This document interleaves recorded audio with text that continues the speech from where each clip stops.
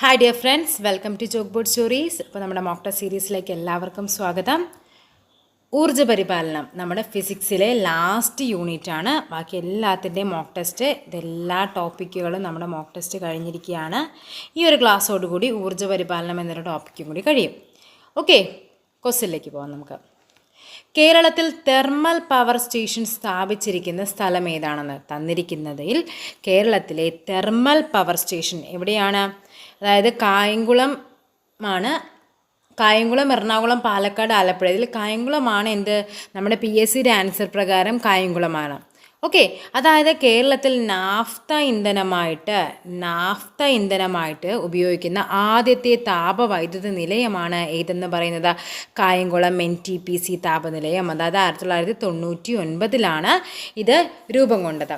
കായംകുളം താപനിലയം സ്ഥിതി ചെയ്യുന്നത് എവിടെയാണ്? ചൂളത്തെരുവ്. നമ്മുടെ ആലപ്പുഴ ജില്ലയിലെ ചൂളത്തെരുവിലാണ് കായംകുളം താപനിലയം സ്ഥിതി ചെയ്യുന്നത്. ഓക്കെ, പിന്നെ കായംകുളം NTPC താപനിലയം പ്രവർത്തനം ആരംഭിച്ച വർഷമാണ് 1999 ജനുവരി 17 എന്ന് പറയുന്നത്. അപ്പോൾ ശരിക്കും ഈ കേരളത്തിൽ തെർമൽ പവർ സ്റ്റേഷൻ ആലപ്പുഴ, ഈ കായംകുളം താപവൈദ്യുത നിലയമാണെങ്കിലും അത് സ്ഥിതി ചെയ്യുന്ന കറക്റ്റ് സ്പോട്ട് എവിടെയാണ്? ചൂളത്തെരുവ്, ആലപ്പുഴ ജില്ലയിൽ. ഓക്കെ, ഇനി എന്താണ്? NTPCയുടെ കീഴിൽ കേരളത്തിലെ ഏറ്റവും വലിയ ഒഴുകുന്ന സോളാർ നിലയം സ്ഥിതി ചെയ്യുന്നതാണ് കായംകുളം NTPC എന്ന് പറയുന്നത്. ഓക്കെ, ഈ കായംകുളം തെർമൽ പവർ സ്റ്റേഷനിലേക്ക് എവിടുത്തെ ജലമാണ് കൂളിംഗ് വാട്ടറായിട്ട് ഉപയോഗിക്കുന്നത്? അച്ഛൻ കോവിലാറിലെ ജലമാണ് അവിടെ ഉപയോഗിക്കുന്നത്. അതേപോലെ ഇത് നാഫ്തയാണെങ്കിൽ ഡീസൽ ഉള്ളത് ഏതാണ്? ബ്രഹ്മപുരമാണ് ഡീസൽ. അതേപോലെ ഡീസലിൻ്റെ വേറൊരെണ്ണമുണ്ട്, അതെവിടെയാണ്? നല്ലളം, കോഴിക്കോട് ജില്ലയിലെ നല്ലളത്തിലും എന്താണ്? ഡീസലാണ്. അതേപോലെ ബ്രഹ്മപുരത്തും എന്താണ്? ഡീസലാണ്. അപ്പോൾ ഏതൊക്കെയാണ്? ഓക്കെ, അപ്പോൾ ഏതൊക്കെയാണെന്ന് നോക്കിക്കേ. അതായത് ചീമേനി എവിടെയാണ്? കാസർഗോഡ് ജില്ലയിലെ ചീമേനി കാസർഗോഡ് ജില്ല. അവിടെ ഉപയോഗിക്കുന്നത് പ്രകൃതിവാതകമാണ്. ഇനി നല്ലളം അതേപോലെ ബ്രഹ്മപുരം, ഇവിടെ രണ്ടിടത്തും എന്താണ്? ഡീസലാണ്. ബ്രഹ്മപുരം നമ്മുടെ എറണാകുളം ജില്ലയിലും നല്ലളം എന്ന് പറയുന്നത് എവിടെയാണ്? കോഴിക്കോട് ജില്ലയിലുമാണ്. ഇനി നെക്സ്റ്റ് വരുന്ന ഏതാണ്? കായംകുളമാണ്. കായംകുളം എവിടെയാണ്? കായംകുളം താപവൈദ്യുത നിലയം അവിടെ എന്താണ് ഉപയോഗിക്കുന്നത്? നാഫ്തയാണ്. Okay, next question. പുനഃസ്ഥാപിക്കാൻ കഴിയുന്നതാണ് ഈ തന്നിരിക്കുന്നവയിൽ പുനഃസ്ഥാപിക്കാൻ കഴിയുന്നത്, അതായത് നമുക്ക് വീണ്ടും ഉണ്ടാക്കിയെടുക്കാൻ പറ്റുന്നത് എന്തായിരിക്കാം? LPG, biogas, CNG, LNG. ഇതെപ്പോഴും കൺഫ്യൂഷനായിട്ട് വരുന്നതാണ്. എന്തായിരിക്കും? ബയോഗ്യാസ് ആണ് അല്ലേ? നമുക്ക് ബയോഗ്യാസ് പെട്ടെന്ന് ഉണ്ടാക്കിയെടുക്കാൻ പറ്റില്ലേ? അതായത് കൂടി വന്ന 1-2 മാസം മതി നമുക്ക് ബയോഗ്യാസ് ഉണ്ടാക്കിയെടുക്കാനായിട്ട്. അപ്പോൾ പുനഃസ്ഥാപിക്കാൻ കഴിയുന്നവയാണ് എന്തെന്ന് പറയുന്നത്? Biogas, LPG liquefied petroleum gas, CNG compressed natural gas, LNG liquefied natural gas. ഇവയെല്ലാം എന്താണ്? ഭൂമിയുടെ അടിയിൽ വർഷങ്ങളോളം കിടന്ന് ഉണ്ടാകുന്ന സാധനമാണ് അല്ലേ? ഓക്കെ, നെക്സ്റ്റ് ക്വസ്റ്റ്യൻ എന്താണെന്ന് നോക്കിക്കേ. ഗോബർ ഗ്യാസിലെ പ്രധാന ഘടകം മീഥെയ്ൻ, ഈഥൈൻ, പ്രൊപ്പൈൻ, ബ്യൂട്ടൈൻ. ഏതായിരിക്കും ഗോബർ ഗ്യാസിലെ പ്രധാന ഘടകം? നമ്മുടെ മീഥെയ്ൻ ആണ്. ഗോബർ ഗ്യാസ് എന്ന് പറഞ്ഞാൽ എന്താണ്? ബയോഗ്യാസ്. അതേപോലെ തന്നെ അത് നമ്മൾ അന്ന് പറഞ്ഞു, ബയോഗ്യാസ് എങ്ങനെയാണ് നമ്മൾ ഉണ്ടാക്കുന്നത്? മീഥെ നമ്മൾ എന്ത് ചെയ്യും? വേസ്റ്റ് ഇട്ട് കൊടുത്തിട്ടില്ലേ? അപ്പോൾ എന്താണ്? മീഥെയ്ൻ ആണ് ഗോബർ ഗ്യാസിലെ പ്രധാന ഘടകം എന്ന് പറയുന്നത്. Okay, next question. താഴെ കൊടുത്തിരിക്കുന്നവയിൽ പാരമ്പര്യ ഇതര ഊർജ്ജ സ്രോതസ്സ് ഏതാണെന്നാണ് ചോദിച്ചിരിക്കുന്നത്. പാരമ്പര്യ ഇതര ഊർജ്ജ സ്രോതസ് ആണെങ്കിൽ ഏതായിരിക്കും ആൻസർ? കൽക്കരി, പെട്രോൾ ഇവയൊന്നുമല്ലെന്നാണോ? അല്ല. ഓപ്ഷൻ ബി സൗരോർജ്ജമാണ് പാരമ്പര്യ ഇതര ഊർജ്ജ സ്രോതസ് എന്ന് പറഞ്ഞാൽ. അതായത് അവയെ നമുക്ക് എന്താണ്? ഉപയോഗിച്ച് കഴിഞ്ഞാൽ എന്താണ്? നമുക്ക് വീണ്ടും പുനഃസ്ഥാപിക്കാൻ പറ്റും. അതുകൊണ്ട് തന്നെയാണ് പുനഃസ്ഥാപിക്കാൻ പറ്റുന്നവയെന്ന് പറയുന്നത്. നമ്മൾ പരമ്പരാഗതമായി ഉപയോഗിക്കാത്ത ഊർജ്ജ സ്രോതസ്സുകളാണ്. അതായത് മറ്റേതൊക്കെ എങ്ങനെയാണ്? നമുക്ക് വർഷങ്ങളോളം ഓരോ സാധനങ്ങൾ പാരമ്പര്യമായിട്ട് അവ ഭൂമിയുടെ അടിയിൽ പെട്ട് വർഷങ്ങളോളം കൊണ്ടിട്ടാണ് അതൊക്കെ ഉണ്ടായി വരുന്നത്. പക്ഷേ സൗരോർജ്ജം എന്നൊക്കെ പറഞ്ഞാൽ അങ്ങനെയാണോ? അല്ല. അപ്പോൾ അതേപോലെ സൗരോർജ്ജം, കാറ്റിൽ നിന്നുള്ള ഊർജ്ജം, ബയോഗ്യാസ്, തിരമാല ഇവയെല്ലാം എന്താണ്? പാരമ്പര്യ ഇതര ഊർജ്ജ സ്രോതസ്സിന് ഉദാഹരണമാണ്. താഴെ കൊടുത്തിരിക്കുന്നവയിൽ ഏറ്റവും ക്ഷമത കൂടിയ ഇന്ധനമേത്? ക്ഷമത കൂടിയ ഇന്ധനമേതാണ്? CNG compressed natural gas, LPG liquefied petroleum gas, biogas, hydrogen. ഏതായിരിക്കും? അത് ഓപ്ഷൻ ഡി ഹൈഡ്രജൻ ആണ്. തന്നിരിക്കുന്നവയിൽ ഏറ്റവും കൂടുതൽ കലോറിഫിക് മൂല്യമുള്ള ഇന്ധനം ഏതാണെന്ന്. കലോറിഫിക് മൂല്യം ഏറ്റവും കൂടുതലും ഏതിനാണ്? ഹൈഡ്രജനാണ്.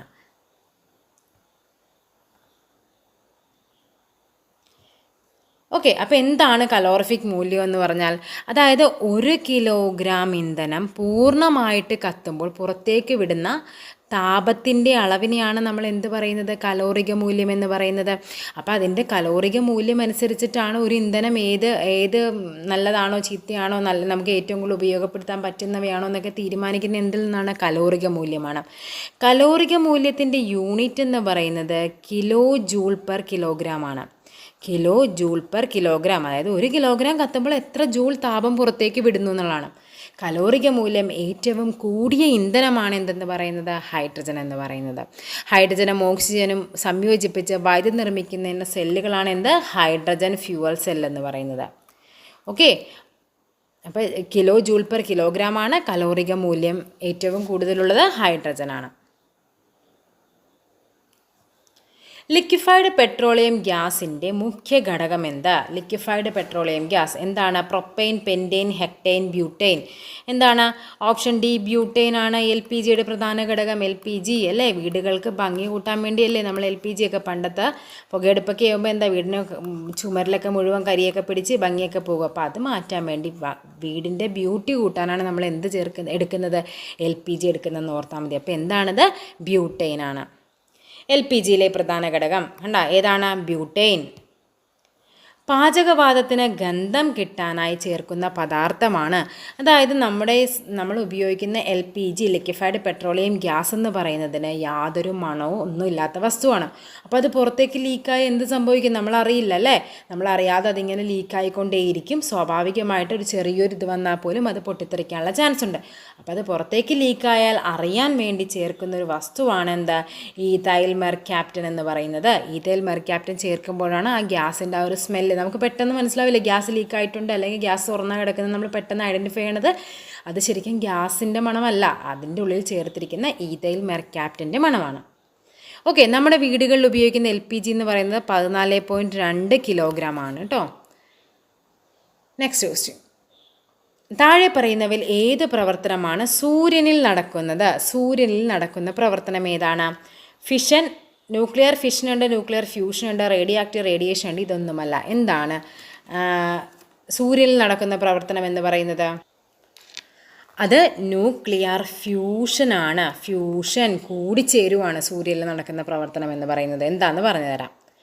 ഹൈഡ്രജൻ ബോംബിൽ ഊർജ്ജം ഉൽപ്പാദിപ്പിക്കപ്പെടുന്നത് എന്തുമൂലമാണ്? അതും ഇതേപോലെ തന്നെ ന്യൂക്ലിയർ ഫ്യൂഷൻ മുഖേനയാണ് ഹൈഡ്രജൻ ബോംബിലും എന്ത് ചെയ്യുന്നത്? ഊർജ്ജം ഉൽപ്പാദിപ്പിക്കപ്പെടുന്നത്. പിന്നെ ഇതെങ്ങനെയാണെന്ന് നോക്കണ്ടേ.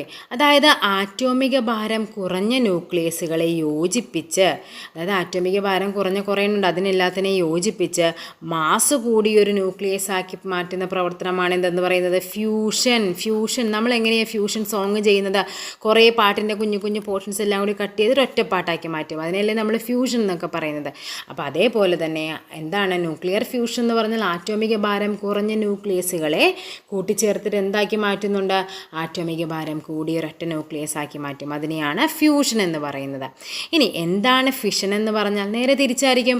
ആറ്റോമിക ഭാരം കൂടിയൊരു ന്യൂക്ലിയസുകളെ വിഘടിപ്പിച്ച് ഭാരം കുറഞ്ഞ കുഞ്ഞു കുഞ്ഞു ന്യൂക്ലിയസ് ആക്കി ഫിഷൻ എന്ന് പറഞ്ഞാൽ ന്യൂക്ലിയർ ഫിഷൻ എന്ന് പറയുന്നത്.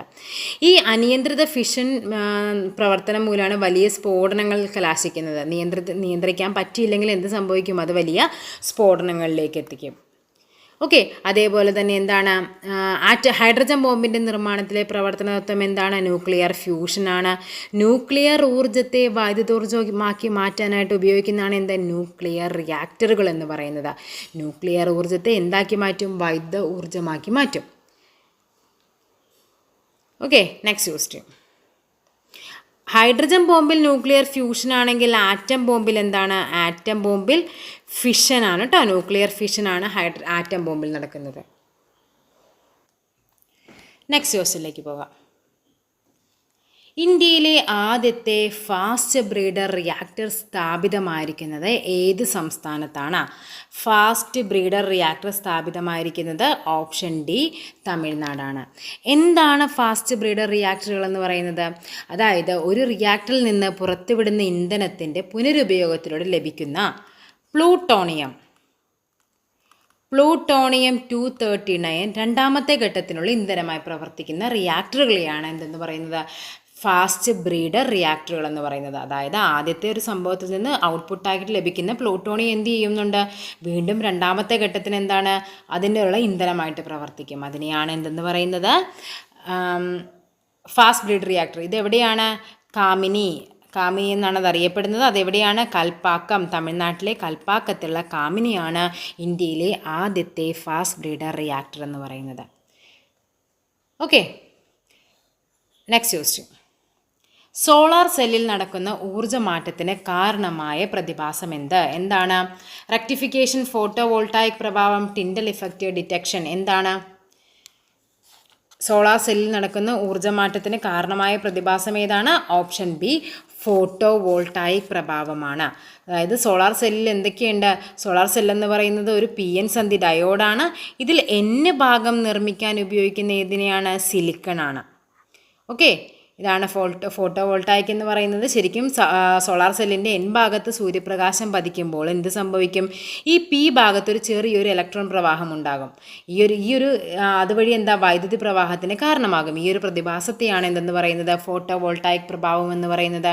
അതായത് സോളാർ സെൽ എന്ന് പറയുന്നത് ഒരു PN സന്ധി ഡയോഡാണ്. ഇവിടെ Nലാണ് നമ്മൾ എന്ത് ചെയ്യുന്നത്? സൂര്യപ്രകാശം അടിക്കുന്നത്. അപ്പോൾ Pയിൽ എന്താണ്? ഒരു ചെറിയൊരു ഇലക്ട്രോൺ വേരിയേഷൻ, ഒരു ഇലക്ട്രോൺ പ്രവാഹം ഉണ്ടാകും. ഓക്കെ, സെറസ്, സെർലിന, ധ്രുവ എന്നിവ എന്താണെന്ന്? സെറസ്, സെർലിന, ധ്രുവ എന്താണത്? അത് റേഡിയോ ആക്റ്റീവ് മരുന്നുകൾ ഉൽപ്പാദിപ്പിക്കുന്ന റിയാക്ടറുകൾ അറിയപ്പെടുന്ന പേരാണ് എന്താ? സെറസ്, സെർലിന, ധ്രുവ എന്നത്. അതായത് ചെയിൻ റിയാക്ഷൻ നിയന്ത്രിച്ച് ആണവോർജ്ജം പ്രയോജനപ്പെടുത്തുന്ന സംവിധാനമാണ് എന്തെന്ന് പറയുന്നത്? Nuclear reaction. അതായത് നിയന്ത്രിത ചെയിൻ റിയാക്ഷൻ മൂലമാണ് ന്യൂക്ലിയർ റിയാക്ടറുകൾ പ്രവർത്തിക്കുന്നത്. അതിലെന്താണ് നമുക്ക് ഇവിടെ ഇതൊക്കെ എന്താണ്? ഈ BARC, നമ്മുടെ BARC ബാർക്കിൻ്റെ കീഴിലുള്ള റിസർച്ച് സെൻറ്റേഴ്സാണ് ഏതൊക്കെ? അപ്സര ഉണ്ട്, അതേപോലെ തന്നെ സിറസ് ഉണ്ട്, ധ്രുവ, കാമിനി, പൂർണ്ണ, പിന്നെ എന്താണ്? സെർലീന. ഇതെല്ലാം എന്താണ്? നമ്മുടെ ബാർക്കിൻ്റെ കീഴിലുള്ള ആറ്റോമിക് റിയാക്ടറുകളാണ്. ഇന്ത്യയിലെ ആദ്യത്തെ ആണവ റിയാക്ടറാണ് അപ്സര എന്ന് പറയുന്നത്. ആദ്യത്തെ ആണവ റിയാക്ടർ. രണ്ടാമത്തത് ഏതാണ്? സിറസ് ആണ് രണ്ടാമത്തത്. ഓക്കെ, ധ്രുവയ്ക്ക് എന്താണ് പ്രത്യേകത? ധ്രുവ എന്ന് പറയുന്നത് ഇന്ത്യയിലെ ഏറ്റവും വലിയ ന്യൂക്ലിയർ റിസർച്ച് സെൻ്ററാണ്. ഏറ്റവും വലിയ ന്യൂക്ലിയർ റിസർച്ച് സെൻ്ററാണ് ധ്രുവ എന്ന് പറയുന്നത്. ധ്രുവ എവിടെയാണ് സ്ഥിതി ചെയ്യുന്നത്? അത് മുംബൈയിലാണ് സ്ഥിതി ചെയ്യുന്നത്. ഇനി സെർലിന എന്ന് പറയുന്നത് എന്താണ്? ഏകദേശം 100 വാട്ട് ശേഷിയുള്ള ഇന്ത്യയുടെ തെർമൽ റിയാക്ടറാണ്. 1000 അല്ല, 100 വാട്ട് ശേഷിയുള്ള ഇന്ത്യയുടെ തെർമൽ റിയാക്ടറാണ് സെർലീന എന്ന് പറയുന്നത്. ഈ സെർലീന ഇപ്പോൾ ഇല്ല, അത് ഡീകമ്മീഷൻ ചെയ്തതാണ്. 1983 അത് ഡീകമ്മീഷൻ ചെയ്തു പോയതാണ്. ഓക്കെ, നെക്സ്റ്റ് ക്വസ്റ്റ്യൻ എന്താണെന്ന് നോക്കിക്കേ. ബ്രൗൺ എനർജി എന്ന വിഭാഗത്തിൽ വരുന്ന ഊർജ്ജ സ്രോതസ്സാണ് എന്താണ്? സൗരോർജ്ജം, ആണവ നിലയം, ബയോമാസ്, കാറ്റാടി. എന്താണ് ബ്രൗൺ എനർജി? അത് ആണവ നിലയമാണ്. ഓക്കെ, അപ്പോൾ എന്താണ് ബ്രൗൺ എനർജി എന്ന് പറഞ്ഞു കഴിഞ്ഞാൽ, ഈ ബ്രൗൺ എനർജി എന്നത് ഒരു പരമ്പരാഗത ഊർജ്ജ സ്രോതസ്സാണ്. അതായത് പരിസ്ഥിതി മലിനീകരണത്തിന് കാരണമാകുന്ന പരമ്പരാഗത ഊർജ്ജ സ്രോതസ്സുകളാണ് എന്തെന്ന് പറയുന്നത്? ബ്രൗൺ എനർജി വിഭാഗത്തിൽ പെടുന്നത്. അതായത് നമ്മുടെ കൽക്കരി, പെട്രോളിയം ഒക്കെ ഉണ്ടാക്കുന്ന എന്താണ്? ഉപയോഗിച്ചുണ്ടാക്കുന്ന ഊർജ്ജവും അതേപോലെ ന്യൂക്ലിയർ ഊർജ്ജവും ഇതെല്ലാം എന്താണ്? ബ്രൗൺ എനർജിക്ക് ഉദാഹരണങ്ങളാണ്. ഇനി എന്താണ് അപ്പോൾ ഗ്രീൻ എനർജി എന്ന് പറഞ്ഞാൽ? ഗ്രീൻ എനർജി ഇവ എന്താണ്? പുനഃസ്ഥാപിക്കാൻ കഴിയുന്നവയാണ്. അതേപോലെ തന്നെ എന്താണ്? പരിസ്ഥിതി സൗഹാർദ്ദമാണ്. നമ്മുടെ സൗരോർജ്ജം, കാറ്റ്, തിരമാല എന്നിവയൊക്കെ എന്താണ്? ഗ്രീൻ എനർജി വിഭാഗത്തിൽപ്പെടുന്നവയാണ്. Next question. ഹരിത ഊർജം ഉപയോഗപ്പെടുത്തുന്ന പ്രവർത്തനങ്ങൾക്ക് ഐക്യരാഷ്ട്രസഭയുടെ 2018 പരമോന്നത പരിസ്ഥിതി പുരസ്കാരം ലഭിച്ച വിമാനത്താവളം ഏതാണ്? Kannur international airport, Kozhikode, Nedumbassery, Delhi. ഏത് വരും ആൻസർ? അത് ഓപ്ഷൻ സി നെടുമ്പാശ്ശേരി വിമാനത്താവളമാണ്. Okay, next question. Solar thermal power പ്ലാന്റിൽ സൂര്യരശ്മികളെ കറുത്ത പെയിൻ്റ് അടിച്ചതും ജലം നിറച്ചതുമായ പൈപ്പുകളിൽ ഫോക്കസ് ചെയ്യിക്കാൻ ഉപയോഗിക്കുന്ന ഭാഗം ഏതാണെന്ന്? ഏതായിരിക്കും? അതായത് നമുക്കറിയാം കോൺവെക്സ് റിഫ്ലക്ടറുകൾ എന്ന് പറയുമ്പോഴേക്കും കോൺവെക്സ് എങ്ങനെയായിരിക്കുന്നത്? കോൺവെക്സ് എന്ന് പറഞ്ഞാൽ ഇങ്ങനെയാണല്ലേ. ഇപ്പോൾ എന്താ ചെയ്യുന്നത്? ഇത് ലൈറ്റിനെ ഡൈവേർജ് ചെയ്ത് കളയും. പക്ഷേ കോൺകേവ് ആണെങ്കിലോ ഇതിൽ വന്ന് പതിക്കുന്ന സാധനം ഇതെന്ത് ചെയ്യുന്നുണ്ട്? കൺവേർജ് ചെയ്തൊരു പോയിന്റിലേക്ക് എത്തിക്കും. സോ ഇതെന്തായിരിക്കും? കോൺകേവ് റിഫ്ലക്ടറുകളാണ് എന്തിലുപയോഗിക്കുന്നത്? ഒരു പ്രത്യേക പോയിന്റിലായിരിക്കണം നമുക്ക് ആ ചൂട് കിട്ടേണ്ടത്. അപ്പോൾ അവിടെ എന്താ ഉപയോഗിക്കുന്നത്? കോൺകേവ് റിഫ്ലക്ടറുകളായിരിക്കും. നെക്സ്റ്റ് ക്വസ്റ്റ്യൻ നോക്കാം. കാറ്റിൽ നിന്ന് വൈദ്യുതി നിർമ്മിക്കുന്ന രാജ്യങ്ങളിൽ ഒന്നാമതുള്ള രാജ്യം ഏതാണെന്ന്? ഏതാണ്? India, Denmark, Germany, France. ഏതായിരിക്കും? കാറ്റ് ഉപയോഗിച്ച് വൈദ്യുതി നിർമ്മിക്കുന്ന കാര്യങ്ങൾ ഒന്നാമതുള്ള രാജ്യം ജർമ്മനിയാണ്. ഇനി ഡെൻമാർക്ക് എന്ന് പറഞ്ഞാൽ എന്താണ്? കാറ്റിൻ്റെ രാജ്യം എന്നറിയപ്പെടുന്ന ഏതാണ്? ഡെൻമാർക്കാണ്. അതേപോലെ നമ്മുടെ ഇന്ത്യയിൽ ഏറ്റവും കൂടുതൽ കാറ്റിൽ നിന്ന് വൈദ്യുതി ഉൽപ്പാദിപ്പിക്കുന്ന എവിടെ നിന്നാണ്? കന്യാകുമാരിയിൽ ഏകദേശം 380 വാട്ടാണ് നമ്മൾ വൈദ്യുതി ഉൽപ്പാദിപ്പിക്കുന്നത്. അതേപോലെ കാറ്റിൽ നിന്ന് വൈദ്യുതി ഉൽപ്പാദിപ്പിക്കുന്ന കേരളത്തിലെ സ്ഥലങ്ങൾ ഏതൊക്കെയാണ്?